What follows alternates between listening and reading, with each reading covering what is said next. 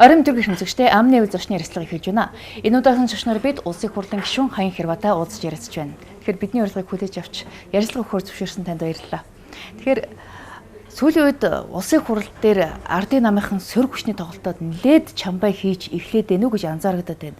Гэхдээ эхний 3 жилийн байдлаар гэхэд танаа намынхан буйтантай суулдч гэдэг юм уу, ер нь гадаа жагсаал цуглаан хийх гэдэг юм уу, янз бүрийн байдлаар сөрөг хүчний дүрдээ орох гэж нэлээд бас зүдэрсэн байх гэж анзаарч байна. Одоо бол харьцангуй гарчсан байгаа анзаараад байна л та.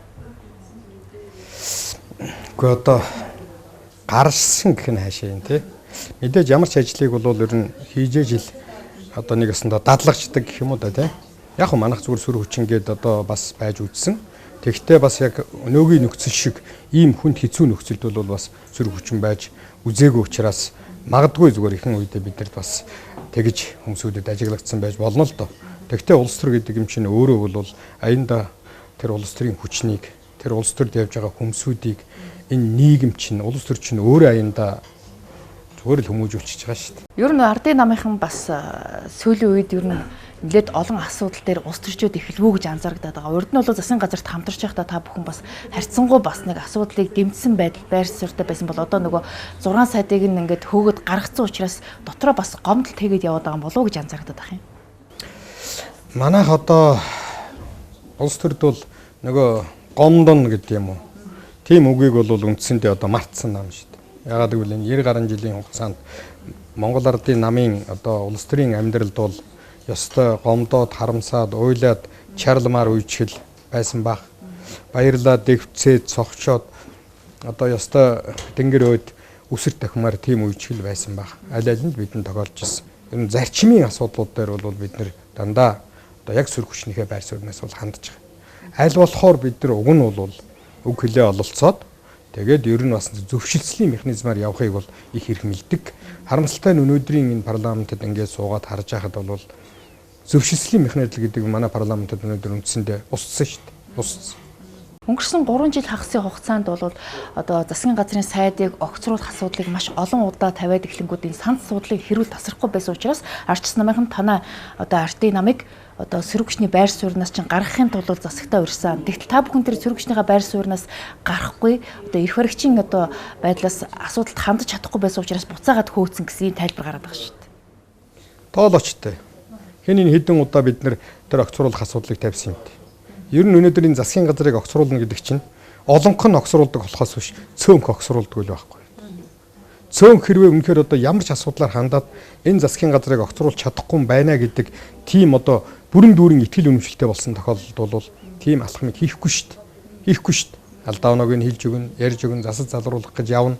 Мэдээж гарцаа байхгүй одоо энэ хүн энэ албыг хаших эрх зүйн талаасаа ч ёс зүйн талаасаа ч боломжгүй юм а гэвэл тэр асуудлыг хөндөд тавина шүү дээ. Энэ удаагийн одоо хоёр ч засгийн газраа огцруулчаад байгаа нь бол эдгээр чинь бол олон гол огцруулсан шүү дээ. Цөөнх засгийн газрыг огцруулна гэдэг юу гэдгийг ер нь санал гардаг юм байгаа. Тэгэхээр эдний хэлж байгаа тайлбар тэс өөр өнцгөөс яриад байна да. Ерөнхий сайд сайхан бэлэг өнгөрсөн 7 хоногт олон нийтэд хандаж хэлсэн үгэндээ бид хамтрагчаас сөргөлдөгч болгож хувиргасан. Энэ бол бас нэг алдаа юм а гэсэн байдалтай үг хэлсэн л дээ. Та энийг юу гэж хүлээж авсан бэ? Би зүгээр өөрийнхөө намд хандаж хэлсэн байна уу гэж ойлгосон. Үнэхээр өөрийнхөө намд хандаж хэлсэн бол ерөнхий сайд бас зөв дүгнэлт хийж гин гэж би хэлэх үндэстэй гэж ойлгож байгаа. Зүгээр ардын нам руу хандаж та нар одоо сөрөг хүчин болоод гараад явчлаа гэж хэлж байгаа бол энэ дөрчэн гэж хэлэх хэрэгтэй.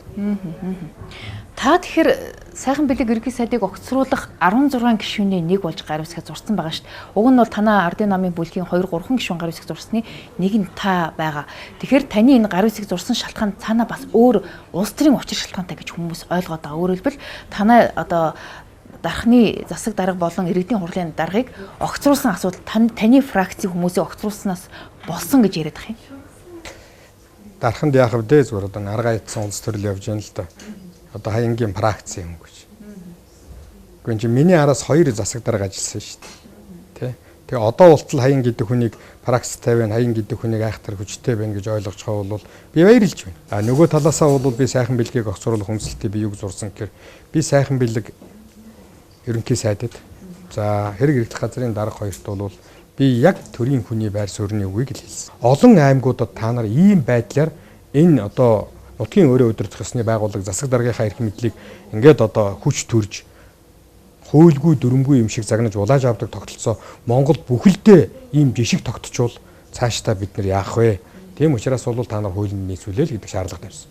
Харамсалтай нь бол бүх юмыг хуулийн хүрээнд байна гэдэг ийм имийг хэлээд шүүхийн одоо шийдвэр төдөлзээд гараад иржсэн ч гэсэн та нар хууль зөрчөөд дэжтэй гэхэд бол үгүй гэдэг учраас би тэгвэл хууль биелүүлдэг ерөнхий сайдтай байх ёстой гэдэг ийм үндслэлээр би баяр согтыг хэнийг сайхан бэлгийг бол ерөнхий сайдаас нь огцруулах ёстой юм а гэж нэгдэх үндслэл. Тэгэхээр дархны одоо энэ сая огцорсон 2 удирдлагч нь таны фракц тантай гар нийлдэг хүмүүс биш юм гэж та хэлэх гээд байна да. Гэхдээ би ерөөсөө тэр миний фракц, чиний фракц гэдээ одоо ингэж байх юм бол байхгүй. Нэг нь бол ардсан намын нөхөр, нэг нь бол манай намд байсан нөхөр. Дархан дотор байгаа одоо өнөөдөр энэ иргэдийн хурал мурал дотор байгаа тэр улсуудыг үгүй намайг таньдгүй хэн байгаа юм бэ? Би тэднийг танихгүй хэн байгаа? Үгүй бүгд л таньдаг. Тухайн үедээ ажиллаа хийж явахдаа бол хамтарч ажиллах багаал бүрдүүлдэг. Тэр одоо дараагийнхын засаг дарга байсан Эрдэнэтийн гэдэг юм уу? Тэрний дараагийн засаг дарга байсагаа сая одоо тэр огцруулмар болж байгаа Насан Батын гэдэг юм уу? Үгүй энэ л одоо хүмүүсд практик гэж үүдэг л тэрний хүн шүү дээ. Түүнээс биш хаян гэдэг үн дахиж очиж өнөөдөр хаа байсан тэр одоо 8 жил 4-5 жилийн өмнө засаг даргыг хичээл өнөөдөр болсон засаг даргыг хичээл дахиж очиод л чи тэрийг тавь энийг тавь тэр хүнийг тавь гэж ингээд дэдэг юм гэж тийм тэнийг ойлголт гэж байхгүй шүү дээ. Одоогийн засаг дарга инх болвол танай ардын намын хүн нөгөө талаар бас таныг бас нэлээд шүүмжилсэн байдлаар хэвлэлд ярьцлага өгсөн байсан тэр нь юу гэхээр хаян хэрваа гишүүн бол одоо дархны эзэн хаан гэж тодорхойлсон байх юм. Ер нь ямар ч хүн толгойнхоо хэмжээгээр л ярьдаг байхгүй юу? Зүгээр би тэрэн дээр бол шударх хийдэг. Өөрхий тэр хүний толгойн хэмжээ нь тэр. Зүгээр би төрийн албанд 30 жил ажиллаж байна. Дархан уул аймгийн одоо засаг дарга амар санаа, Мандан сүрэн, мөнгө төр за өмнө нь одоо хотын ардын хурлын үзэсгэлэн дарга цэг мэд энтер гэдэг ингээд би олон ийм хүмсүүд одоо миний өмнө энэ хотын ажлыг авч явж байсан л да. Өнөөдрийн хүртэл эдгээр хүмсүүдийнхээ талаар хүн ер нь амнаасаа муу уг гэж үзээгүй. Хүн л болсон хойно амжилтанч би алдаанч би. Тэгтээ одоо яг өөрийнхөө энэ ажил зовлон жаргалын ямиг одоо туулаад явж байгаа хүмүүсд өмнөхөө хүн рүү дайрна гэдэг чинь бол яах вэ? Өөрхөн намд орсноогоо ярьж лвэг. Ядахтаа нэг хийх ажлынхаа дүр төрхтэй болчоод тэгээд дараачд нэг би юу хийх вүлээ гэж бодсныхоо дараачаар нөгөө өглөө кинон дээр гардаг шиг би юу ярьчваа гэд нэг тамгаа барьчаад хэрүүл сараад хэрн мэддэхгүй нэг өдөр сууж явах болоо гэж байна ч л шүү дээ.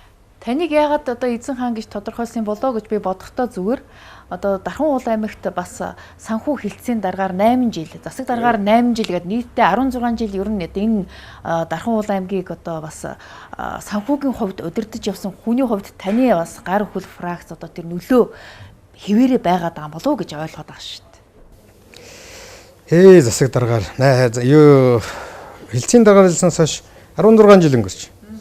Засаг дараагаар хэлсэн хойш үндсэндээ 8 жил өнгөрч. Гэхдээ тэгээд тэр санхүүгийн юм чинь миний гар хөл дөрнө гэж одоо юу яах вэ? Тэгэл одоо энд нэг хаян гээд нэг хүн тавьчихсан. Тэгэл тэргүүрэн тэр санхүүгээ тоглуулаад хаян тэр мөнгөний авч зохиол одоо нэг тийм үлгэрэл ярьж байгаа шүү дээ. Орон нутаг дээр би нэг ямиг л одоо хадуу хэлж байна. Үнэхээр хардаас ирдэд байгаа бол би улаасаа тэр байгаа улсууд нь хэлдэг. Шалгуулаач гэж. Гүбэр намайг шалгуулад өгөөч. Одоо ямар санхүүгийн механизм руу би ороод одоо юуг нь болохоо ойлгох чадбайгаа юм. Ямар газар хөзрийг аваад би одоо зараад бүрээд болохоо ойлгох чадбайгаа юм. Ямар тендерлүүд дахиж ороод би болохоо ойлгох чадбайгаа юм. Би бүр шалгаад өгөөч гэж гуйж байна.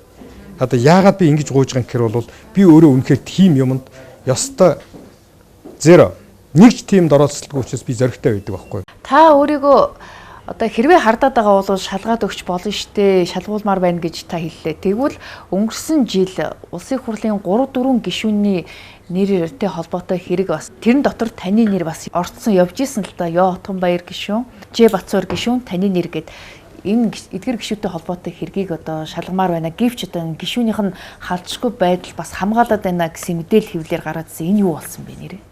Гэхдээ энэ үнийг би ерөөсө чуулган дээр 2 удаа хэлсэн шүү дээ. Нэг нийслэлийн нэг орлогч прокурор одоо бүр одоо ингэ эднэрийг шалгах гэсэн чинь ингээ бүрийн эрх нь гай болоод байна гэхээр би чуулганы танхим суужгаад хэлсэн. Хууль хяналтын байгууллагын дуутахад би дуутсан газар нь очдог. Эзэж шалгуулахад бэлэн. Битгий тэгж худлаа иржээ. Би орон гэрээсээ зүгтаагаагүй. Би Монголоос гараагүй. Одоо өнөөдөр энэ танхимд байна намайг шалгах. Шалгасан. Гэхдээ тэр асуудал нь юу гэхээр нөгөө л сонгуулийн үеийн 1 сая төгрөгийн асуудал шүү дээ. Тэгээд өнгөрсөн жил 4 сард байна уу одоо хэргийг хэрэгсэхгүй болголоо гэдэг прокурорын бичиг надад ирүүлсэн байна л дээ. Ерөөсөө шалгах сонгуулийн үеийн 1 сая төгрөг гэдэг чинь нөгөө хөгжлийн бэрхшээлтэй буюу Ахмад Настангуудад төсөөсөх хөстэй 1 сая төгрөгийн асуудал шүү дээ. Төсвийн хуулийг л хэрэгжүүлсэн.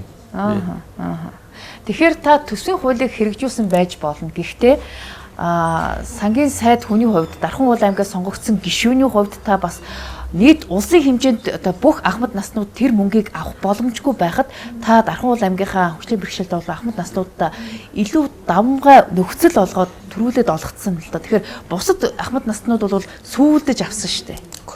3 хуваас мөнгийг. Эхний 660 мянган төгрөгөө бүх аймаг авсан. Бүгд авсан. Бүх аймаг эхний 660 мянган төгрөг авсан сонгуулийн өмнө авсан. Сүүлд нь 10.2 билүү тэр үн төгрөгний үлдэгдэл байна гэсэн. Би сангийн яамн дээр сонгож жогоод ажил орлого багтай, үйлдвэржилт багтай ядуурлахтай аймагуд руугаа наатагаа боломжоор нүг гэсэн. Ингээл Дархан, Дундгов, Аранга 3. Аранга Дундгов хоёр ямар ч үйлдвэр байхгүй. Манай Дархан бол одоо үйлдвэрүүд нь бүгд зогссон, ажилгүй ядуурлын төвшин өндөр эмэл аймаг. Ингээл өгсөн. Та өөрөө сангийн сайд мөртлөө мөнгө атгаж байгаа хүний хувьд өөрийнхөө аймаг руу одоо энэ бас боломжийг олгоно гэдэг чинь бас ашиг сонирхлын зөрчил харагдаад байгаа юм шүү. Чи сайд байсан бэл яах байсан? Би бас хил аманд орчиж магадгүйгээ болгоомжлох байсан. Улс төрч хүнд бол ерөөсөө хууль хэрэгжиж, хуулийн хүрээнд л ажиллаж байвал улс төрч хүн хуулийнхаа хүрээнд л ажиллаа явуулах хэрэгтэй. Гэхдээ энд сонгуул болох гэж исэн учраас магадгүй таныг сангийн сайдынхаа эрх мэдлийг ашиглаад одоо улсын хурлын гишүүнийхээ бас ажлыг давхар гүйцэтгээд нэг ёсондоо төсвийн мөнгөөр өөрийнхөө PR-ыг хийчлээ гэж ойлгоодсон шүү дээ. Яг хөө тэгж ярьдгийг. Гэхдээ Дарханаас ч л асахгүй. Зөндөө шалгасан шүү дээ. Очиж шалгасан. Би та нарын мөнгөийг өгнө намайг сонгоод өгөөрэй гэдэг үгийг олох гэж цагдаагийн газараа, савилгатай тэмцэх газараа сангалтай шалгасан. Тэгж ярьсан хэлсэн юм телевизээр дотроос олоогүй шүү дээ. Би тийм юм яриаггүй. Би жишээлх юм бол намайг сонгоод өгөөрэй би та нарт сая төгрөг чинь гүйцээж өгье гэдэг юм би яриаггүй. Хуулийн хүрээнд дотор бүх асуудал болсон, шалгасан. Хуулийн хүрээнд дотор бүх маш шалгасан хэргийг хэрэгсэхгүй болгосон юм л барьсан. Танд бас нэг зарлан дуудах хуудас ирсэн шүү дээ жилийн өмнө. Алтан уяг сайдыг огцруулах 28 гишүүний дунд таны нэр нэлээд бас гол нөлөө бүхий бас оролцож исэн учраас зөвхөн 28 гишүүнч биш зөвхөн таны нэр дээр шүүхийн зарлан дуудах хуудас ирсэн нь бас хэвлийнхний анхаарлыг татсан. Гэхдээ маш хурдан хугацаанд ирсэн та бас өөрөө гайхаад ах шиг байсан тийм үү?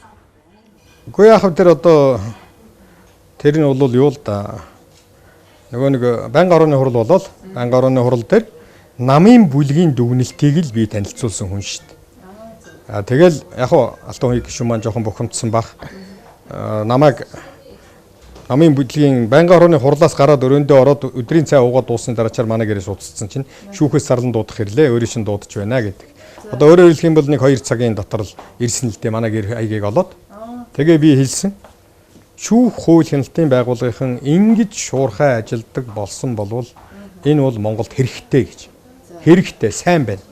Ягаад гэвэл ерөөсөө л гарсан асуудлыг яг тухай бүрд нь ингээд маш шуурхай газар дээр нэгтлээд шийдчихдэг болох юм бол тэгээд шудрах шийдчихдэг болох юм бол энэ ард түмний хүсэн хүлээсэн нэг хүлээлтийн одоо хариулт бол мөн штэ. Мөн штэ. Тэрөө хуулийнхан тэгж ажиллаж одоо үнэхээр байгаа болвол харамсалтай нь өнөөдөр тэгж ажиллаж байгаа юу гэдгийг яг зүгээр олон түмэн бас нэг ямыг эргэцүүлж бодох байлгүй.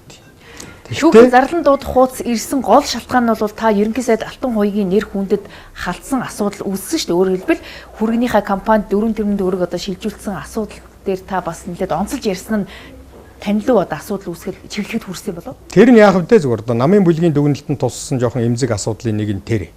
Нөгөөх нь бол 5 толгойн ажлын хэсгийг би ахалсан. Ажлын хэсгийн дүгнэлтэн дотор энэ асуудлууд нь орсон байсан зүйлүүд. Би 5 толгойн ажлын хэсгийг ахлаад ингээд явахдаа бол хуулийн хүрээнд дотор шалгуулах ёстой ийм материал байна л гэдгийг гаргаж тавьсан. Хуулийн хүрээнд авчуу, хуулийн бус аргаар авчуу гэдгийг тогтоодог газар нь авилгатай тэмцээн хуулийн хяналтын байгууллага. Тэрэнд нь хандаал ингээл орхисон. Хандах ёстой гэдэг ажлын дүгнэлтэндээ бичээл орхисон. Тэгэл энэ процесс цаашаага тэр хуулийнхаа дагуу явагдсан асуудал. Тэгтээ энэ асуудал болдгоор болоод явсан. Дараачид нь Алтан хуйг гишүүн надтай нэг удаа уулзсан. Энэ ч гэсэн гар барьж ийн л л. За. Би чамайг нэг шүүхэд өгч байсан. Бүх юма татаад авсан. Тэртээ тэрнгүү би огцорцсон гэд хөхөрчихсөн. Тэгээ би бол бас эр хүнийхээ хувьд Алтан хуйг сайттай гар барайл өнгөрсөн. Ягаад гэвэл улс төрийн шугамар одоо хийгдээд энэ явж исэн бүх ажлууд бол ямар ч байсан одоо зөв ч вэ буруу ч вэ бид нар нөгөөх хуулийн хүрээнд гарсан юм а олон түмэнд ил болгоод тавихад тэрийн хууль зөв бурууг нь ялгаа салгаа тогтоочж байгаа учраас тэр хүн бол алдаа оноогоо би ойлгож байл гэж ойлгосон. Тэгэхээр зөвхөн ардын намынхан ч биш одоо арчс намынхан ч гэсэн одоо ерөнхий сайдыг огцруулах бичигт бас гар үсэг зураад тэгээд ерөнхий сайдыгаа огцруулсан асуудал үүссэн шүү дээ. Тэгэхээр энэ дээр бол Алтан хуйг гишүүн сүүлд ойлгосон юм байна тийм үү? Одоо юу сөрөг хүчний зүгээс тоглолт биш бас өөрийнх нь намын зүгээс өөрийг нанилсан дайралт байсан юм байна гэж. Гэхдээ энэ хизээ ойлгосныг би яаж мэдэх вэ? Ямар ч байсан коноп дарсны дараачаар Алтан хуйг ерөнхий сайдын нэг самбарлуугаа ингээ эргээ харчихсан нэг нэдэмтэй зураг байдаг шүү дээ. Тэгээ одоо ингээ өөрийнх нь засгийн газрыг унгахаар коноп дарж байгаа. Тэ өнөөдөр эдний намынхан танхим дотор зарим нь засгийн газрын танхимд явж ил байна. Зарим ч дотроо байж ил байна. Тэгэл унгаасан шүү дээ. Тэгэл одоо болохоор бол ардын намынхан л унгаах гэдэл ингээл ардын намынхан л байж ядаад байсан гэдэг ямиг л яриад байна гэдэг чинь бол нөгөө бурууг устаа сайх гээл ингээл тинж монадаа шүү дээ. Бага онохгүй л тинж монадаа шүү дээ. Таны нэр төрийг тойрсон бас нэг таагүй мэдээлэл гарсан нь одоо энэ дархны хонгор сумын одоо цианид натрийн мөнгөн усны хордлогын асуудал байсан л да. Тэгэхээр 2703 иргэдтэй тэр сумын иргэд тэр чигтээ бас ер нь хордлогод өртсөн байна. Үүнээс болоод бас гажигтай хүүхдүүд төрж байна гэдэг одоо хөрс агаар нь бохирдсан байна гэсэн асуудал үүсчихсэн. Тэгээ энэ хэрэг юу болсон бэ? Энэ хэрэгт бас гол нь таныг бас засаг даргын хувьд бас буруутгаад яриад ирсэн шүү дээ. Ерөнхийдөө улс төрийн одоо томоохон хилмигдэл маягийн болсон шүү дээ. За яг Санд надар мөнгө усаар алдугаас хэрэг гарсан уу гарсан. Одоо хаян хэрваа гэдэг энэ засаг дарга ажлын хариуцлага алджээ гэдэг талаас нь ярьдаг байсан. Сүүлдээ 6-7 жилийн дотор бол хордуулсан гэдэг одоо ийм би өөрөө алдугаагаа хордуулсан юм шиг болж сүүлдээ ярьж хувирсан. За тэгээ сүүлдээ бол одоо шувуу нохой бараг тэнд амин дамтан байхаа байлаа гэдэг яриа гаргасан. Мал үдээ өхөө дууслаа гэсэн. Хідэн одоо 50-60-аараа их зулвлаа гэдэг яриа гарсан. Тэгээд би энийг дотроо бододгийн. Заавал энд нь яг зүгээр одоо хөрхий миний ажлын сүйд мө хонгор сумынхан маань таарсан. Тэгэхдээ үндэслэлгүй худлаа юмнуудыг одоо маш ихээр цацж гаргасан л да. Та тэр болгонд нь ягаад тодорхой бас баримттай няцаалт өгж байгаагүй бэ? Хүмүүст бол тэгэл тэр анхны мэдээлэлээр хүлээж авдаг байхгүй. Монгол улсын ерөнхийлөгч ч гэсэн таныг дуудаж уулзаад загинж яхад та бас тодорхой тайлбар өгч чадахгүй байх шиг харагдсан шүү дээ. Гэхдээ Монгол улсын ерөнхий сайдад хэн ямар мэдээлэл өгсөн юм мэдэхгүй. Монгол улсын ерөнхий сайд над өдөр өхөн л хонгороос уцаар яриад байна гэл. Тэгээ хин худлаа хин үний ярьж байгааг ард түмэн өөрөө сонсож байгаа шүү дээ. Би зүгээр Монгол улсын ерөнхийлөгч рүү бол өдөр өхөн эргээд уцтал тэрийн ерөнхийлөгч аваа сууж идэг гэж би одоо бол ойлгохгүй шүү дээ. Ерөнхий сайд Монгол улсын ерөнхийлөгч тэгж л хэлээ үст. Өдөр өхөн над руу хонгороос хүн уцтаж байна. Одоо тэнд хүн хүж ийн гэж. Намайг хонгороо өгсөн би явсан. Явсныхан дараа очиод би хонгороо эргээтэй уулзсан. За өнөөдөр хэдэн хүн өгсөн. Одоо дараагийн өгөх гээд би энэ хүндэрсэн байгаа хэдэн хүн байна гэдгийг очиж асуусан. Тийм хүн байгаагүй. Би няцаалтуудыг өгчээсэн. Харамсалтай нь өнөөдөр хууль хяналтын байгууллагууд ерөөсөн нэг талд үйлчилж байгаагийн хамгийн тод жишээ бол хонгор дээр гарсан шүү дээ. Дархан улаан хэсэг дараагаар 8 жил ажилласан. Энээс өмнө бас хилцээний дарга гэдээ бас олон жил байсан. Тэгэхээр энэ хугацаанд та бас өөрийнхөө ер нь бизнесийг бас тодорхой хэмжээгээр өргөжүүлэхэд энэ эрх мэдлээ ашиглаж ирсэн үгүй юу гэж асуугаад байна л да. Өөрөөр хэлбэл бас та Дархан улаан аймагт нэлээд том хаустай гэж би сонссон юм байна. Тэгэхээр энэ том хаусыг та өөрийнхөө хувийн ордгоор барьсан уу? Эсвэл одоо аймгийн хөрөнгөөр барьсан юм шүү дээ. Намайг одоо Дарханд хүмүүсүүд их том бизнестэй, их том хаустай гээл. Хоёрдугаар хороол гэдэг юм Дарханд анх эхэлж баригдаж. Азийн хөгжлийн банкны шугамар инженерийн шугамжуулжээг нь хийгээд тэгээ би тэр үедээ тэнд одоо баригдаж ирсэн хүмүүсүүдээс 2.5 сая төгрөг төлөөд тэнд одоо аваад хаус барьяач гэдэг. Ийм саллыг олон хүнд хэлж ирсэн. Найз нөхдүүддээ ч хэлж ирсэн. Тэгэл эхлээл тоодгүй байсан сүүлдээ одоо 2.5 сая төгрөгөөр үү? Тэг 2.5 сая төгрөг төлөөл орой харьцаатай газар аваад 108 айлын хаус барих газрын зургийг хийцэн. Инженерийн шугамжуулжийг нь хийцэн. За. Одоо ийм ямиг одоо би засаг дарга багтаа хийлгэжээлээ. За тэгээд тэнд дутуу баригдсан байсан нэг одоо хувийн байшин байсан тэрийг би одоо аваад өөрөө гаргасан. Үнэхээр миний тэр одоо хаанаас ямар мөнгө олсныг үзэж бүх баримт нь надад одоо хадгалагч. Би санхүүгийн хүн учраас ямар нэгэн юм дээр бол би баримтгүй тийм юм үлдээдгүй. Тэр үед хүмүүс шүүмжлэхдээ намайг тэр умаар барьцсан гэж ярьдаг байсан.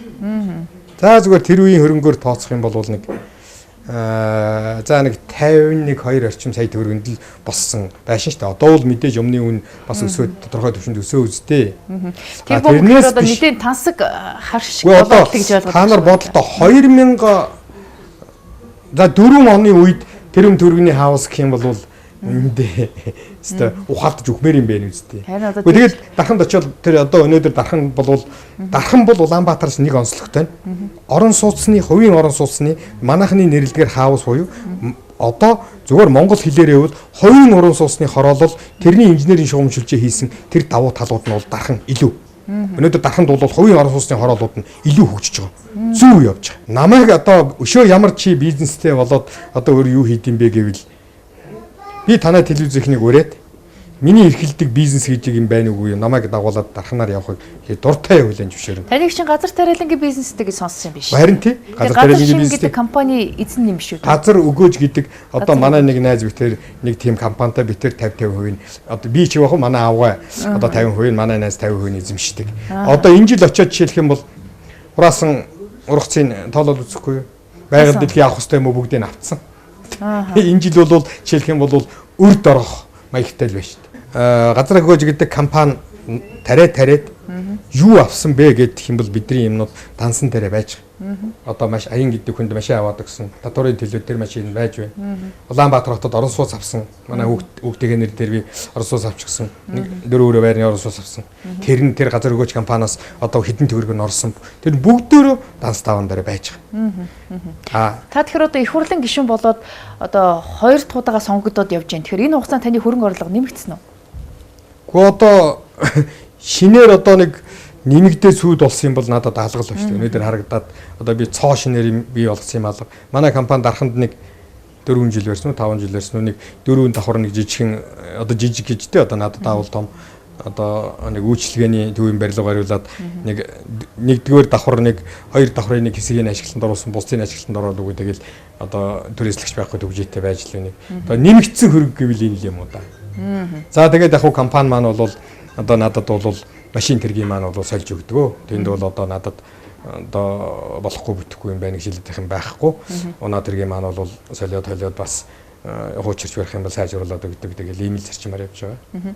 Тэгэхээр та сангийн сайд байсан хүн одоо их хурлын гишүүн гэдэг энэ албан тушаалаа ашиглаад өөрийнхөө тэр хувийн газар тариалангийн компанида одоо төсвөөс олгодог нөгөө нэг урамшууллыг бас төвөггүй л авч ирсэн баг та. Харамсалтай нь манайх одоо намайг энэ сангийн сайд хийж явах үед ч гэдэм үү их хурлын гишүүнээр ажиллаж явах үед бид нар ер нь баг Улаанбуудаа тарьж байгаа.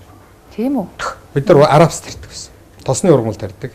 Тосны ургамлаа урьж нь гаргадаг. Баг зэргийн Улаанбуудаа тарьдаг. Баг зэргийн Улаанбуудаагаа бол одоо буудаан сан манд руу өгдөг. Мэдээж одоо компаниуд авдаг бол за тэр жоохон багтуу манайх бол тэгэж тийм хэдэн 100 мянгаар нь Улаанбуудаа энэ газар тариалангийн одоо тэр буудаан сан манд өгч байгаагүй. Бид нар өгч байгаа. Энэ жил нэг жоохон Улаанбуудаа нэг 2000 гарчим гад Улаанбуудаа тарьсан. Тэгээд авсан будаа нь юу гэлээ 120 хэдэн тонн гэлээ. Тэрийг алтан тариад авсан хорморныхоо өрөнд өгөөд тэгээд өрөхгүй талдаа байгаа юм ярьсан шүү дээ. Ямар ч ихсэн одоо ашиг олж чадаагүй ч гэсэн алдаглаа нөхцсөн юм байна тийм үү? Одоо зардлаа нөхцсөн юм байна. Нөхөөгүй. Одоо тэр чинь зөвхөн үр, бордоо, хор, тэгээд цааталт нь шатхуун, тэгээд цалин хөлөс. Тэгээд нөгөө лизингээр авсан юу техник хэрэгслийг чинь лизингийн төлбөр зөндөө юм байна шүү дээ. Энэ аж ахуй гэдэг юм чинь авч явахд бол одоо би юу нарийн ширээний бас сайн мэддгүү болохоос биш зүгээр одоо очиод одоо найзахаа аваад явж байгаа тэр имийг сонсоход бол заримдаа ер нь одоо бачуурч боож өгмөр чинь зөндөө сонсогдох юм байна шүү дээ. Тэгвэл арилжааны банкнд мэдээж тодорхой хэмжээгээр зээлтэй байж энэ том бизнесээ бас үргэлжлүүлж явуулах байх л та. Том бизнес гэж чи манайхыг одоо том л гэдэг юм да. Одоо би өөрөө манай компани бизнесийг би одоо том гэж хэлэхгүй л дээ. Жишээлх юм бол би дэндээ салин авдаг. Одоо дансыг авчаад үзэх юм бол манай авгаад салин авдаг. За тэгээд салингүй яаж амьдртыг? Одоо их хурлын гишүүний салин бол тэгж амьдралд хүрэлцэхэр биш шүү дээ, тий. Тэгэхээр эсвэл эхнэрийн тань салин гайгүй юм уу? Манай эхнэр тэтгэвртэй гарсан тэтгэвэр авдаг. За. Тий. Тэгээд Би хэлж штэ харин. Манай компаниг том жижиг гэдгийг очиод үз. Бид нар чадлаараа нэг 20 30 хүнийг ажилтай байлгаад тэр 20 30 хүнээ тижээлгээд за юу ч авдаггүй гэж би худлаа ирээд өгөхгүй. Амьдрал бас надад чинь нэг гентийн юмнууд гардаг. Өвчин, зовлон, за бас нэг хүүхэд багчуудын сургалтын төлбөр элдв долоо юм. Тэр үед бол компани шалгаж штэ мэдээж. Одоо нэг юм байна хөөш. Энийг ингимээр байна чи энийг ингээд өгөөч гэд. Тэгээд энэ үн дээр чинь одоо тэр туслаа дамжлага аав. Түүнээс биш манайх бол одоо ингээл дансан дотор ашиг нь одоо хэдэн зуун саяараа байж идэг. За тэгэл одоо энэ тэндгүй одоо газар хөзөр аваад байшин сав бариад яваад байдаг. Тийм том компани биш шүү дээ. Биш. Тэгэхээр та одоо ямар нэгэн өөр зээлгүй юм бэ тийм үү? Гэхдээ би одоо жишээлх юм бол манай компани бол банкнд өртөө. За. За хөдөө аж ахуйн банкн дээр бол за миний ойлгож байгаагаар нэг 200 орчим сая төгрөгийн өр байгаа болов. Хамгийн түрүүн хөдөө аж ахуйн банкныхаа зээлийг төлдөг ургац цаа намар хурааж аваад. Яг гэвэл бид нар зах зээлийн нэг мундаг зарчим бий. Банкнд итгэлээ алдаж болохгүй. За. Банкнд итгэлээ алдаж болохгүй. Яг гэвэл өөрсдийн бид нар нөөцсөн хөрөнгө юм байхгүй хүмүүсүүд чинь бол тэр бизнес хийх боломжийг олгож өгдөг банкндаа итгэлээ алдах юм бол бидний бизнес унна. Эргэлтийн хөрөнгөгүй. Эргэлтийн хөрөнгөгүй болно. 30 гаруй хүн байдаг. Тэр хэдэн хүн чинь ажилгүй болно, амьдралгүй болно, цалингүй болно. Ийм л зарчмаар явж байгаа шүү дээ. Гэхдээ Монголд одоо бизнес хийхэд ер нь банкны одоо энэ зээл чинь маш их бараг мөнх хүүлэх хэмжээний өндөр хүүтэй байна гэж шүүмжилдэг шүү дээ. Танд тэгээд энэ дарамт болохгүй нь. Одоо дарамт болж ийнгээд өөр мөнгө хаанаас олох юм бэ? Тийм ээ. Өшөө хямдхан хүүтэй зээл байдаг бол тэр лүү бид нар хандъя гэсэн чиг. Одоо байгаа боломж нь манайх чиний үйл 1.5 билүү 1.8% хувьтай зээл авдаг. Хөдөө аж ахуйн. Хөдөө аж ахуйн багч бас олон жил харьцсан учраас бас манайд бол бага хүүтэй. Арай нэг 0.1-2%-аар доогуур энэ ийм хөнгөлөлттэй гэж нэрлэгддэг ийм зээлээ өгдөг баг. Тий. Тэрнээс биш Монголын бүхэл бизнесүүдийн өнөөдөр өстой үнэхээр нэг толгойн өвчин болж байгаа юм нь юу вэ гэхээр энэ банкны хүл биш шүү дээ. Үнэхээр бид нар урт хугацаатай өөдтэйхэн бизнес эрхлэе, хөрөнгө оруулалт оруулъя гэвэл энэ банкны системд бид нар өөрчлөлт хийх ёстой гэдэг юмыг л одоо олон бизнесмен хэлэх байх та. Энэ хүүгийг бууруулаасай. Энэ нэг банк нь бас нэг хөрөнгө оруулалтын өөдтэйхэн зээл өгчдөг болоосай. Энэ үнэтэй өрсөлдөх хэмжээний бас нэг ийм гадна дотны банктай болоосай гэж би олон бизнесмен бодож байгаа болов уу дотроо бодцсон. Тэгэхээр танай газар тариалангийн компани мэдээж газраа яаж ямар их үүсвэрээс худалдаж авсан бэ? Тодорхой хэмжээгээр нь бас эсвэл банкны зээлээр одоо анх компани босгосон уу? Өөр одоо их үүсвэрээс босгосон уу? Манай найзын аав гавьяат механик жуулагч Эренцэн ханд гэж хөшин байж байгаад өгж болсон. Аав ээжээсээ уламжлагдж ирсэн тэр талбай одоо нөгөө хөвчлөлийн үеэр авсан талбайнууд нь мэдээж одоо ингээд Эренцэн хандгуун хүүхдүүд чинь олон банд нартай одоо хүүхдүүдтэй Эренцэн хандгуун хөдөлмөрийн хүн учраас өөрөө мундаг хөдөлмөрийн хүн учраас талбайнуудаа тэнцүү хуваагаад тэр үед техниксэд ах яг нэг ганц Нева компани юмнуудаа ингээд хуваагаад өгсөн. За тэрэн дээр нь би махны чиглэлийн хэдийн өнхөр өсгөх гээд аминд өдөөнөөс нэг дүүгээ аваад ирсэн. Ингээд бас нэг 50-60 өгөртэй ингээд хоёлоо хоёр талаасаа өртөө. Манай найзын компаниуд нэг 270 сая төгрөгийн өртөө. Бас одоо тэр өхөр мал авчих ингээд бас нэг 50-60 сая төгрөгийн өртөө. Бас болоогүй сонгуульд орж ийн гээд бас нэг хэдэн төгрөгийн өр тавьдсан. Та тэр үед чинь засаг дарга байсан юм шүү дээ. Би 2004 он чинь сонгуулиар дууссан шүү дээ. Тэгээд дараа нь дахиад засаг дарга болсон. Тэгэл би тэр нэг ингээл нэг хоёлоо энэ газар тариалангийн компанитай болоо гэж явсан. Тэгэл явсаар байж байгаа л одоо үдээд нэг энэ зэрэгтэй ийм компанитай. Газар хөзөр элдв долоо имийг бид нар хуулийнхын дагуу тэр аймаг орон нутагт нь өргөдлөө өгнө, саналаа өгнө. Тэгээд тэр газар хөзрийг нь бол шилжүүлээд авна. Газрын төлбөр ялбар бүх юу вэ тэр юм номдормээр нь төлнө. Тэрсээ яг л ингэж л явдаг. Та одоо их хурлын гишүүн болоод 2 удаа сонгогдоод ер нь Улаанбаатарт бол 8 жил суурин байгаа гэж би ойлгоод байгаа. Гэхдээ таныг бас Улаанбаатар дарахны хооронд ер нь 90 очин байдаг. Ер нь Улаанбаатарын иргэн болж амжаагүй яваа гэж би сонссон юм байна. Гэхдээ зүгээр одоо намайг анх эхлээд их хурлын гишүүн болж байхад манай найз Баттулга гэдэг их хурлын гишүүн байсан шүү дээ. Тэгээ Баттулга надад тэгж байсан. За яг нэг эхний нэг жил 2 жил за дараханд гүйдэг юм гүйдэг. За тэгэл залхах юм да гэж. За. Би тэгэл байх гэж бодож байсан. Би бүр залхах нь бүхэл өнөөдөр бол бүр өшөө их юмар санагддаг. Нутг руугаа юу? Дархан лугаа. Яагаад ч юм мэдэхгүй одоо би өөрөө завхны хүн. Улаанбаатарт эдэж чадахгүй гэж хэлэх гээд байна да. Тий, би бол хотын амьдралын хүн биш юм бэл. Ер нь бол хотын амьдралын хүн биш. Тэгээд яах вэ те одоо дарханд дасан газрын даав зөөлөн гэж 30-аад жилийнхээ амьдралыг би дарханд өнгөрөөгөөд 4 хүүхэд маань тэнд төрж өсөөд ингээд энд миний одоо 20-30 жилийн одоо багын найз нөхдүүд өөрөөр дасан найз нөхдүүд маань байдаг болохоор илүү тэдэрлүүгээ би татагддаг болоо да гэж би өөрөө дотроо боддог. Тэгэхээр та одоо Улаанбаатарт одоо ингээд эмнэлгийн үйлчлэгээ авах ч юм уу өөр одоо янз бүрийн одоо ийм асуудлаар бас иргэний харьяалал бас их чухал байдаг шүү дээ. Тэгэхээр та Улаанбаатарын иргэн болоогүй учраас танд энэ үйлчлэгээ төрийн үйлчлэгээ авах төвөгтэй биш шүү. Дархны иргэн гэхээр дархандаа очиж эмнэлэгт үзүүлэх хэрэг гарах уу жишээлбэл?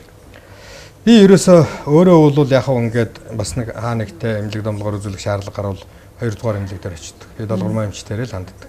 За. Долгормын эмч маань бол манай их хурлын гишүүдийг аривдсан сайн эмч. За хөдөө гадаанаас ирсэн одоо ах トゥ хамаатан садан нөө монголчуудын тэр их шүү дээ. Би чи ялангуяа нэг айлын том учраас би чинь 12 дүүтэй хүн шүү дээ. Тэгээд одоо тэр л өвдөд зовсон 9 шидийн юмнууд чинь арай л нэг гайгүй байгаагаа бараадад л нэг талын бол гайгүй байгаагаа бараадаж нөгөө талын бол хүнээс тусалцаал ирж байгаа хүмүүсчдэр ах トゥ хамаатан садан 30 өөр юм. Тэгээд тэднийг бол би ердөөсөө за үндсэндээ л бүгдийн дарханд л үзүүлдэг. Тийм үү. Одоо би нэг нагцэгчтэйгээ амьдардаг гэж энэ хэвлэлийнхэнд би ярьдаг байсан. Миний ээжийн төрсөн эгч намайг анх одоо ингээ гараад тэрнээс хойш маллал өөрийн гисэн хүүхэд нөхөрсүүдэр байхгүй одоо 54-5 жил миний хоолыг хийгээл манай гэрт надтай хамт амьдраа байж идэг. Саяхнаас би энэ бас нэг жоохон чилэрхэд болдгоо. Би сая 5 дахь өдөр аваачиж эмээгээ дархан даваачиж имлэг твтүүлчихэд тэгээд бас тэнд байдаг нэг эгч дүүмүүнэрт нь сайн гэх шариуцуулчаад эмчнэртэй нь уулзчаад ингээд ирсэн.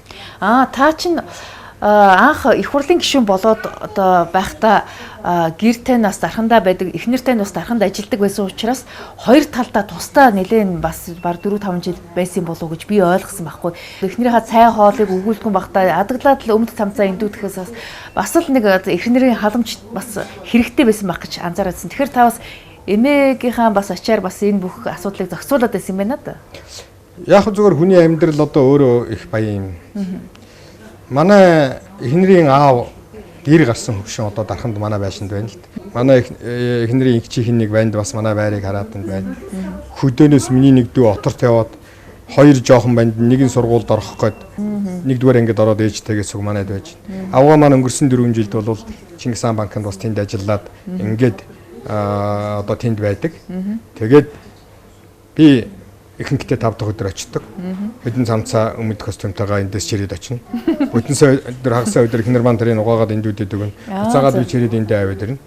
Тэгээд энд болохоор бол бас миний ойр зургийн юм угааж арчаад байдаг юм чинь бол миний одоо дүүнэрийн хүүхдүүд нэг оюутан гэж бас манай гэрт чинь одоо бас нэг ганц хоёрын зэрэгтэй эмгтэй эрэгтэй юмнууд бас байна шүү дээ. За тэр хэд чинь бас ирэх биш болсон болоогүй нэг айлын зонд оргож байгаа болохоор чи над амс илдүүдлээ юм угаах хэрэг бас нэг угааж байгаа хэмжээнд бол байна шүү дээ. Тэгээд энэ хоёр талд энэ хоёр хөгшин чинь байгаа учраас ингээд нэг жоохон тийм хэцүүч гэж дээ яг хоёр талдаа ингээд байсан. Тэгээ энэ жилээс бол Эхнэрван тэтгэврт гараад энэ манай ууч тэтгэврт гараад одоо 3-4 жил болчихоо. Охин маань бол 3 хүүхэдтэй. Гэхдээ охин маань бас нэг жоохон энд чи бас нэг өөрөө дараа ажиллах, сурах, барих янз бүрийн шаардлага байгаа учраас хоёрын цэцэрлэгт өгөөд нэгийг нь одоо гарцаа байхгүй харах шаардлага нөгөө Монгол заншлаараа манай эхнэр одоо эмээгийн үүрэг гүйцэтгэж энэ Улаанбаатарт энэ жил ирсэн. Ингээд одоо бид нар бол Улаанбаатарт ингээд баг хүмүүс маань энд нэг сургууль сураад тэгээд одоо байж байцгаан да. Та тэгэхээр Дархан Уул аймгийн засаг даргаар олон жил ажиллахдаа энэ 12 дүүтэй гэж штэ. Айлын том хүүхдийн хувьд бас бусдыгаа чирч авч явах бас давхар үүрэг ноогдсон юм уу? Та тэр үүргээ ер нь нэлээд сайн гүйцэтгэж байгаа юм байна да. Хаа яваа газраа нэг татварын байцаагч гэдэг юм уу нэг дагалдан хүнтэй явах шиг байх юм тий. Нэг ийм ташаа ойлголтуудыг би нэг цэгсэлж өгөх юмсан да гэж бодож их дотроо бодож явдаг чи харин сая. Үнэхээр одоо нэг жинхэнэ одоо нэг тийм миний одоо яг ярьчи гэж бодож авсан асуултыг асуулаа. Би 12 дүүгийн маань нэг нь ертөнцийн мөнхцөг үзүүлсэн. 4 хүүхэдтэй байж хат.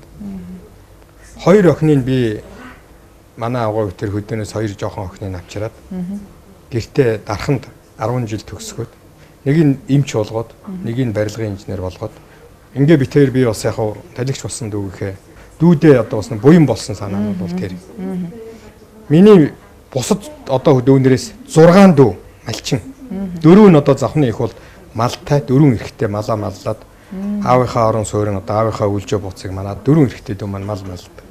Нэг эмэгтэй дүү маань Багнуурт манай нэг хүргнийх малтай малчин бас байж байна. Бас нэг эмэгтэй нэг хүргнийх маань энэ инх талд одоо энэ сэлэнгийнхэн мэднэ. Бас нэг миний тэр нэг анх эхэлж авчээсэн нэг хэдийн хүр малыг тэрийг өөр ингээд ажил амьдралаа залгуулад ингээд хамгийн том албан тушаал ажиллаж байгаа нэг хүн нь бол намайг дагаж явж ажил хийж байгаа. Хамгийн газар жолооч хийдэг. 15 6 жил болж. За энэ төрд ажиллаж байгаа хамгийн том одоо хүн нь бол миний дараа орох хүн энэ дамгын газрын жолооч. Ингээд 9 болж байгаа үз. За тэгээд энэ Улаанбаатарт одоо нэг эрэгтэй дүү маань байгаа. Тэр маань бол энэ одоо энэ Сандай Плаза гэх саяны тэр нэг шатаад барьдаг юм нэг лангуут тайлгүйгээд идэв. Тэгээд тэр амьдрал нь болоолох шүү. Нэг эмэгтэй дүү маань бол яг хуу Германд байна. Миний доотлын эрэгтэйдүүд арханд нэг бас нэг бизнес хийж байгаа нэртэй гэж байгаа маа тэр. Тэгээд нэг ганц нэг энэ тентхийн одоо сургууль соёлын газар Гуанз маань түрээс шингээ ажиллавал. Та тэгэхээр дүү нартай ер нь тусдын болж амжихгүй л их тийм номын юм уу эсвэл их тийм хийхгүй юм уу та? Тэгэхээр миний аавын хэлдэг байсан юм юу гэхээр бол ерөөсөө л энэ л дээ. Хинт ч гай болохгүйгээр амьдралаа л авч явцгаа та нар. Хамгийн гол нь зүв байх ёстой. Худлаа ирж болохгүй, хулгай хийж болохгүй. За улсын хөрөнгө рүү гар дөрж болохгүй. За ингээд төссөн хүсээгүй миний аав ээжээс уламжлалаад ирсэн энэ одоо мал аж ах вэ? Ингээд энийг хідэн мал энэ юм чинь бол байхад энийгээ тордоод явхад та нар бол өсөөд өгчихгүй хүүхдүүд минь. Гэж одоо аав минь бол бас их захидаг, их хилдэг хүн байсан. Надад бас болгоомжлуулж бас ингээд намайг чинь одоо жип миптэй одоо их том хүмүүстэйгээ дагуулж штэ. Юу л болж байна миний хүү гэж бас хаяа ганц нэг 2 удаа асууж ирсэн. Нэг хүнтэй сэнтэй машин унд дахиалж чинь юу л болоод байна гэж.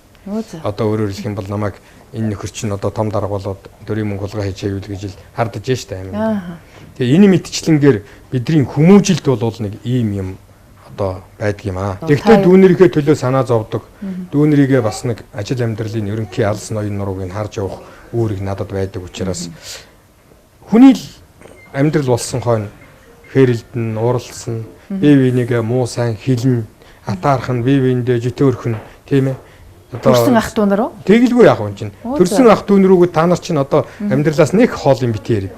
Ямар ч монгол хүний амьдралд байдаг л асуудал. Хоорондоо хэрүүл уруул гарна. Бас бие бинийгээ манд атаарах житөөрхөх юм гарна. Таар тохирохгүй юм гарна. За яг манай дүүнд дотор харин аригтар суугаад агсан айдан тавиад идэг юм байхгүй. Тэрнээс чинь айлын хүүхдүүд дотор аригтар сууна, агсан айдан тавина.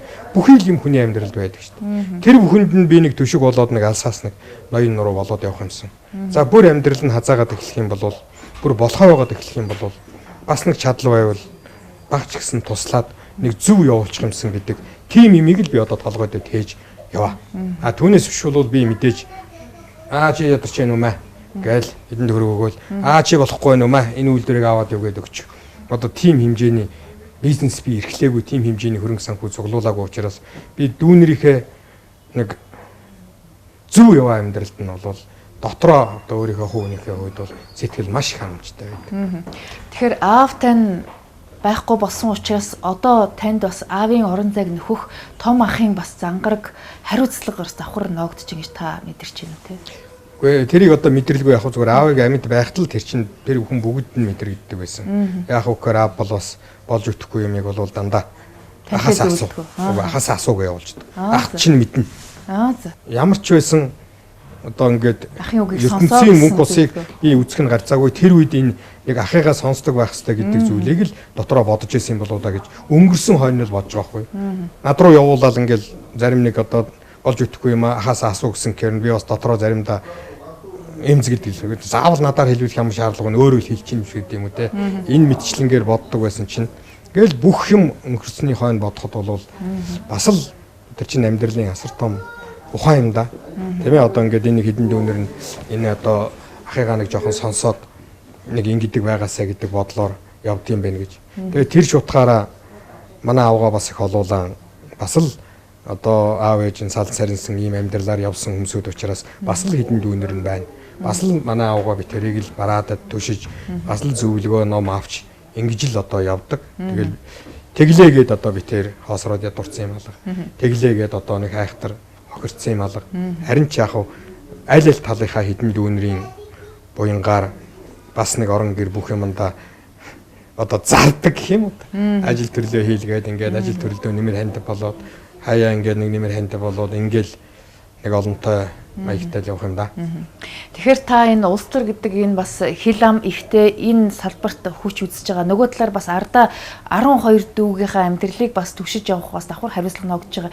Энэ их стрессээ та яаж тайлдаг вэ?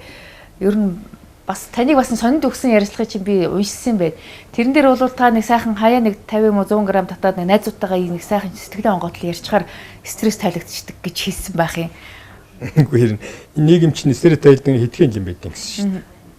Тэ. За. Найз нөхдөдөө аригтана.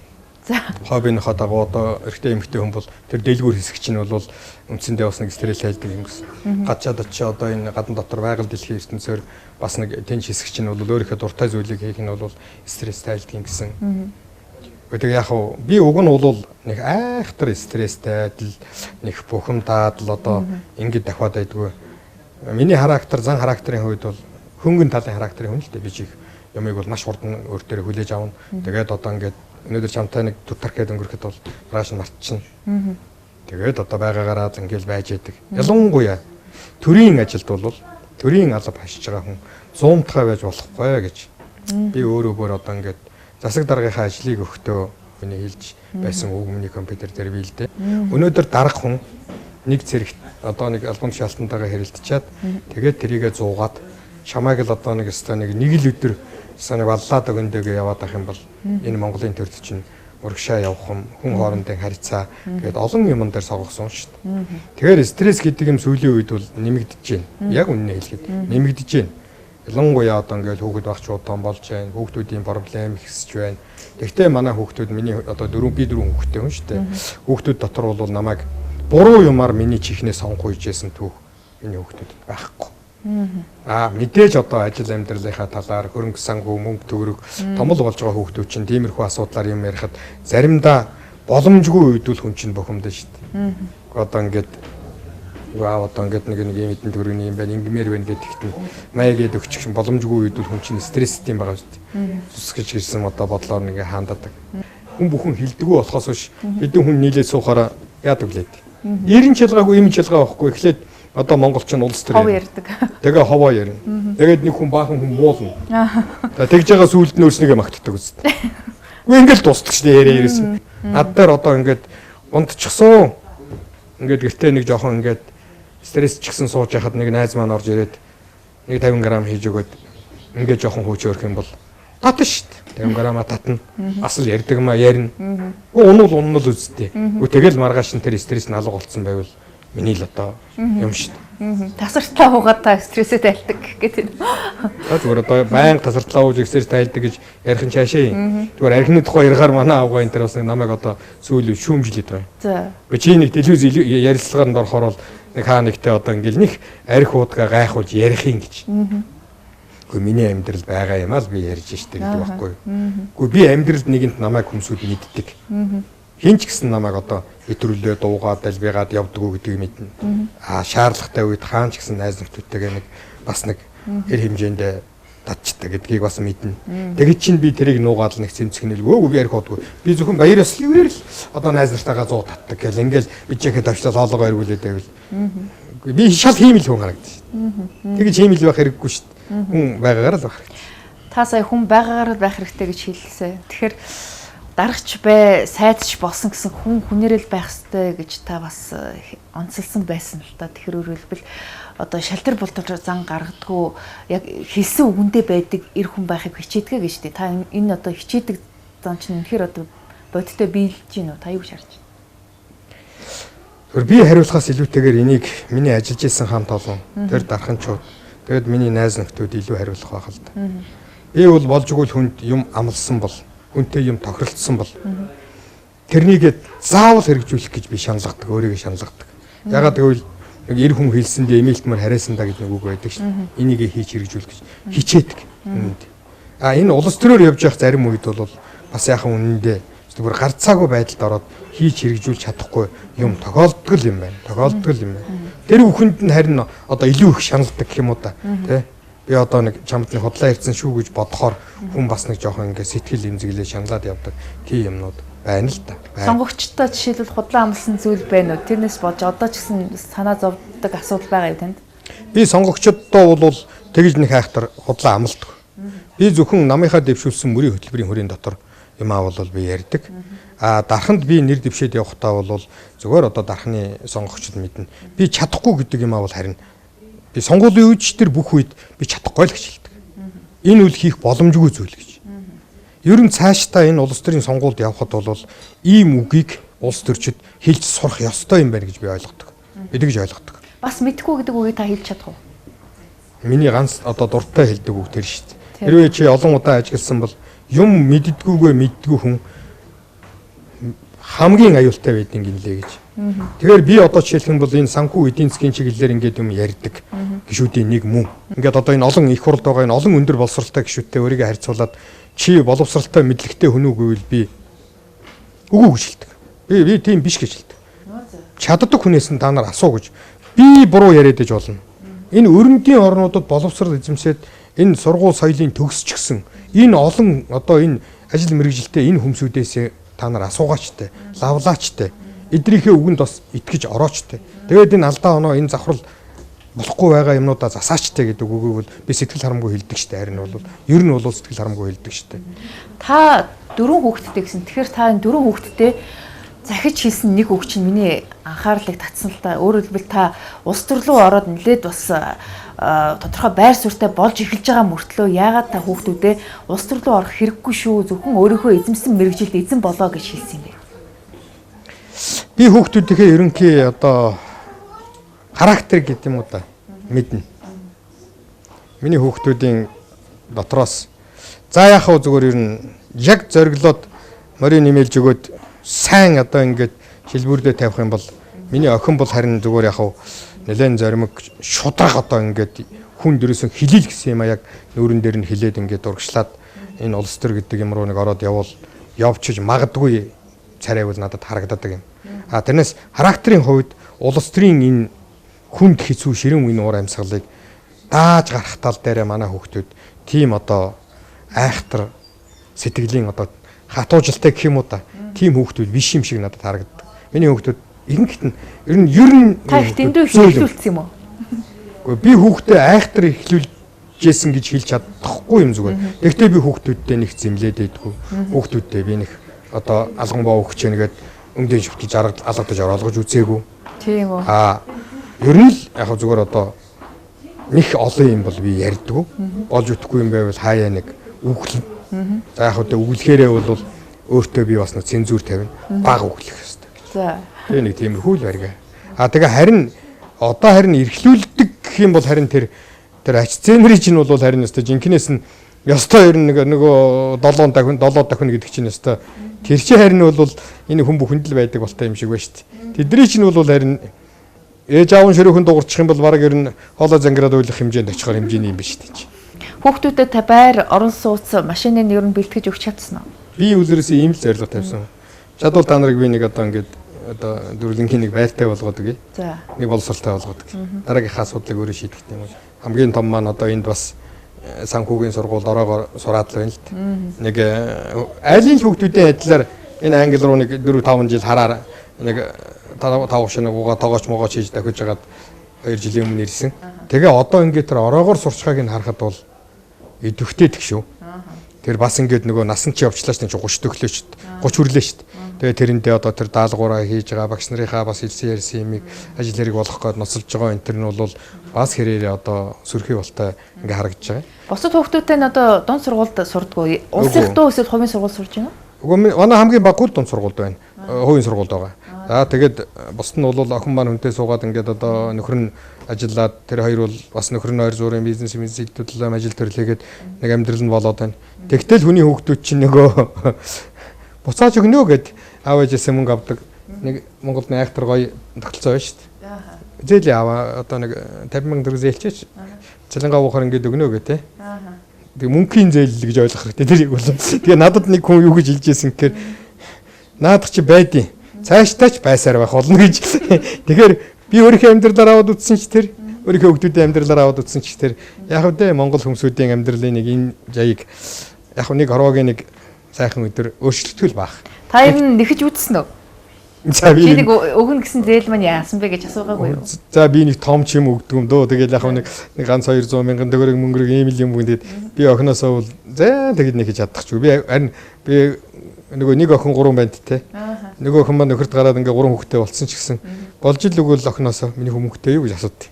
Арай илүү охинтой аим юм аа та. Тэр мөнгөтэй юу гэж асуусан ч үгээр байхгүй л өөртөө юм байвал өгье л гэсэн үг шүү дээ. Тэгэхээр одоо сонгуул болох гэж байна л да. Тэгэхээр сонгуулийн хуулийг ер нь одоо өөрчилж амжих нь одоо энэ дөрвөн хуулбарыг одоо нэг хууль болгож янзлах асуудал ер нь ямар шатандаа явуул.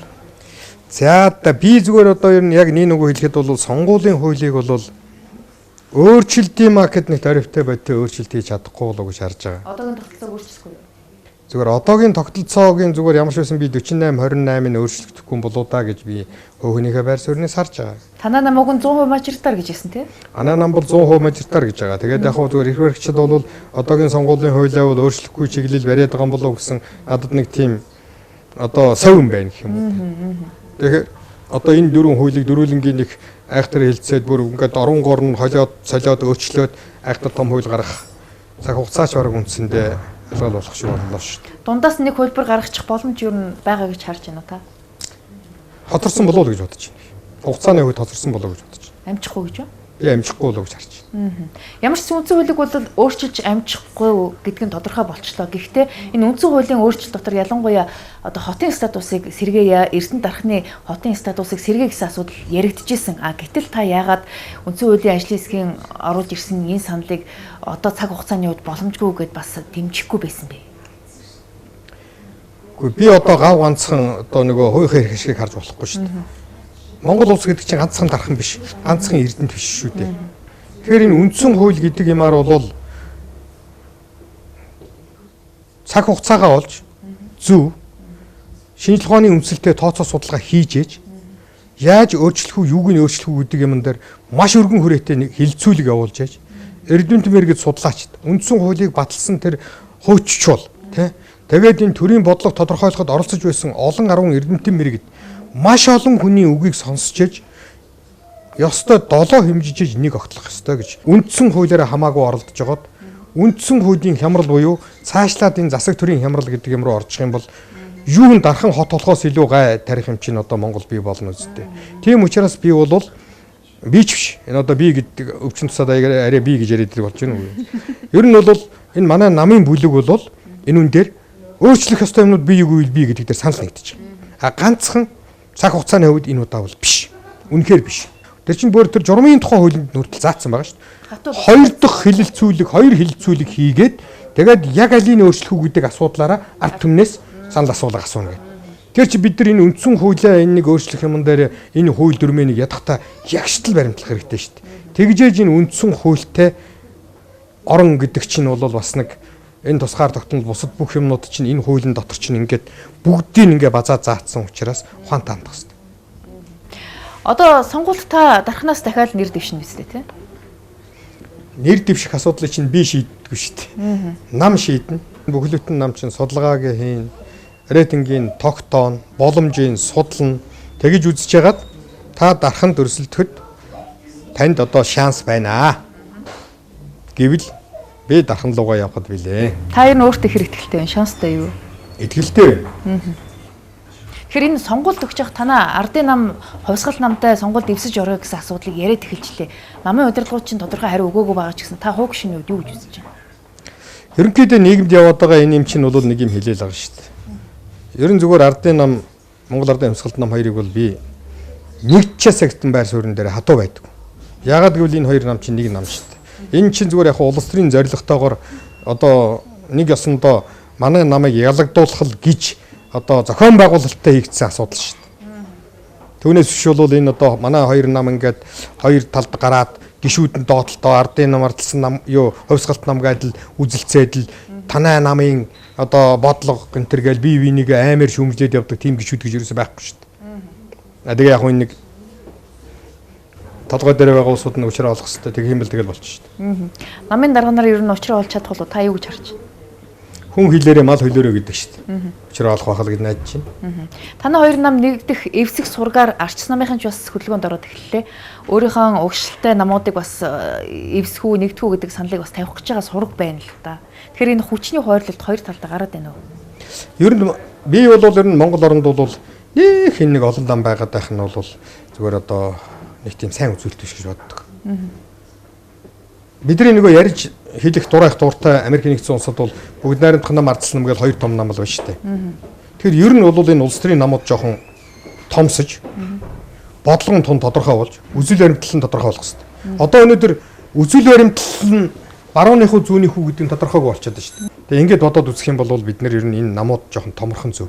Одоо бол эн чинь ерөнхийд нь харах юм бол энэ улс төрийн намуудын дунд чинь бас их ухаалаг алхам хийхгүй бол улс төрийн намуудын дунд задрал явагдах магадлал байна шүү дээ.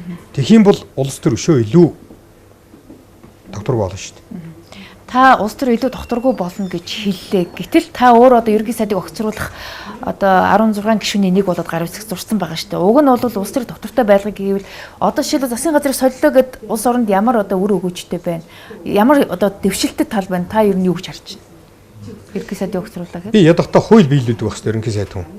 Нэг одоо сонгуул болоход 6 сар үлдчихлээ. Тэгэхээр дахиад ерөнхий сайд солилоо, засаг солигдлоо. Нөгөө төрийн алба дахиад бужигнаал одоо ямар ч одоо үр дүнгүй өнгөрөх юм шүү. Төрийн албыг ардсан нам бол өөрсдөө бужигнуулах үгүй өөрсдөө шийдэж шүү дээ. Ямар бид нар эднийг засгийн нунгаагаад эдний евро төрийн алба руу бид нар шургалъя гэж хэлээгүй шүү дээ. Эдгээр өөрсдөө үнэхээр өнөөдөр сонгодог утгаараа явах юм бол засгийн газар унлаа сайднараа томиллоо гүйцээ төрийн алба номоор л явах хэрэгтэй шүү дээ. Уг нь бид нар ингэж явах хэрэгтэй ийм л зарчимтай нийгэмд амьдрах гэж бид нар зорж байгаа шүү дээ. Харамслаа нь өнөөдөр тэрийг хэрэгжүүлж чадахгүй байгаа болохоос шүү. За ингээд бидний урилгыг хүлээж авч иргэнгүй сайхан ярилцлага өгсөн танд баярлалаа. Ингээд улсын их хурлын хууль тогтоох ажил таны санхүү эдийн засгч мэргэжлийн бас ажилсан туршлагатай нэлээд хувь нэмэр оруулж байгаа хэ ингээд таны цаашдын ажилд амжилт хүсье. За баярлалаа. За манай энэ удаагийн ам нэг зочны ярилцлагаар улсын их хурлын гишүүн Хаян Хэрвээ оролцлоо. Анхаарлаа хандуулсан үзэгч танд баярлалаа.